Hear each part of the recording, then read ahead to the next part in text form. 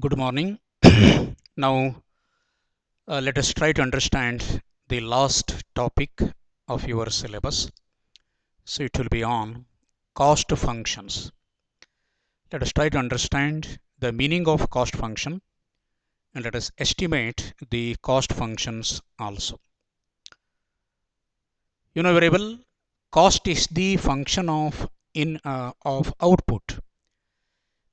We can write the simple cost function like this. TC, that is total cost, is equal to F of Q. It represents that total cost is the function of output. TC, total cost, F, function of, and Q represents the level of output. So cost is the function of output.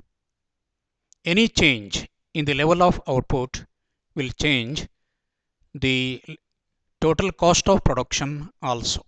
So there is a functional relationship between output and cost of production. Broadly, we have three cost functions. Number one, linear cost function. This can be written like this: y equal to a plus bx. Let us illustrate this with the help of an example. If a is equal to 10, b is equal to 20, x equal to 5, then what will be the total cost of production?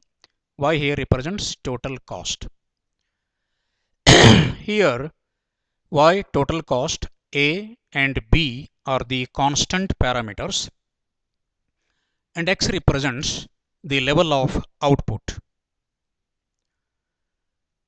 If this is the data given, you can estimate total cost y equal to a plus bx. Apply this equation. 10 plus 20 into 5. 10 plus 100 is equal to 110. Then second cost function is quadratic cost function. This can be written like this: y equal to a plus bx plus cx square. Once again here, y represents total cost, a, b, c are the constant parameters, and x represents the level of output. Let us solve one example. If a is equal to 5, b equal to 10, c equal to 4, and x equal to 2, then total cost of production y is equal to 5 plus 10 into 2 plus 4 into 2 square. 5 plus 20 plus 16. This gives you 41. 41 as your total cost. Third cost function is cubic cost function. Here this can be written like this: y equal to a plus bx minus cx square plus dx cube. In this way we can write the cubic cost function. Once again, y represents total cost, a, b, c, d are the constant parameters, and x indicates the level of output. If a is equal to 6, b equal to 5, c equal to 8, and d equal to 6, and x equal to 3, suppose this is the data given, you can estimate the cubic cost function like this: y is equal to 6 plus 5 into 3 minus 8 into 3 square plus 6 into 3 cube.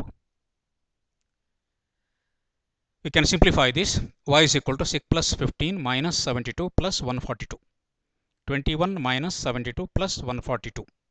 This gives you 91 as the total cost. In this way, by using these cost functions, you can estimate the total cost of production based on the level of output produced.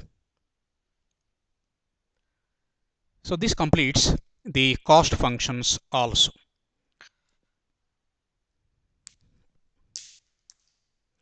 So as far as your syllabus is concerned, I have told you already, you will have totally 5 units. First unit, introduction. Second, demand analysis. Third one, supply analysis. Number 4, production analysis. And number 5, cost analysis. We have discussed almost all topics of all these 5 units. and I have given you up-to-date notes on 4 units. Now, the notes on the 5th unit will be sent to you at the earliest. Now, what you have to do, you have to solve the question papers of some previous years. I will give you notes plus the questions on all the units carrying 2 marks, 5 marks and 15 marks. Totally, you will have 3 sections in your question papers.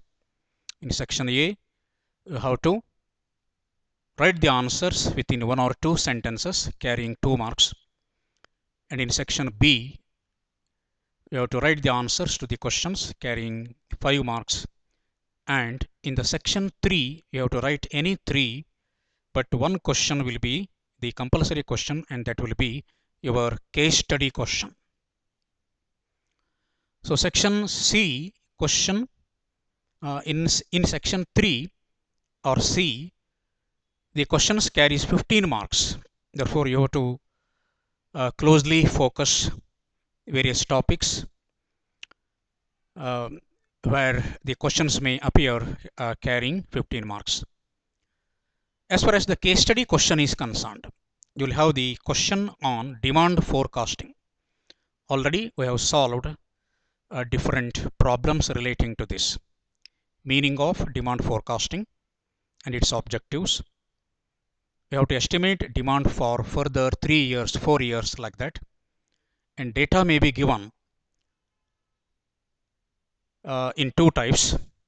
You will have odd number of years data and even number of years data. So separately you have to calculate. I already solved 2 problems relating to this. Apply the formula and try to estimate the demand.